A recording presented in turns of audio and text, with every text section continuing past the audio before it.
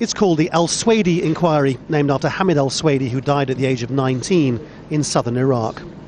And so it's clearly symbolic that the first Iraqi to give evidence was his 63-year-old father, Ms. al-Karim al-Sweady. It's significant too. After all, Mr. al-Sweady said Hamid had gone off to study and not come back. He'd searched high and low for his son when the fighting was going on not far from their house, only to discover his body the next day, along with many others. He claimed Hamid had been shot in the leg and the head, had marks on his neck suggesting a wire noose, a broken arm and jaw. But did he really know what his son was doing? Had he really told the truth? Lawyers representing the British military tried as hard as they could to highlight discrepancies against what Mr. al-Sweady had said previously, shedding doubt on his reliability as a witness. For example, previously Mr. al-Sweady had said he looked through some 28 body bags and found evidence of torture, things like eyes being gouged out, teeth missing, noses and tongues cut out.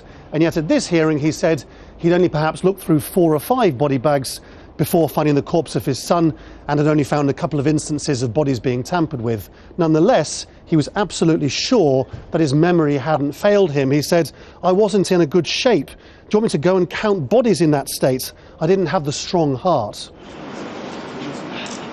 So after he'd been cross-examined, he was still sticking to his story. "Was your son a student or a fighter?" we asked him. "A student," he said. "Are you sure he was innocent?" "Yes," he said. "You believe he was murdered by the British Army?" "Yes," again. The inquiry will hear from 59 other Iraqis, mostly the relatives of those who were killed, and also some detainees. Some of the hearing will happen in Beirut. For all the anger, there is also some gratitude towards the British authorities for all this introspection. What's Mr. al-Sweady's view of the British military?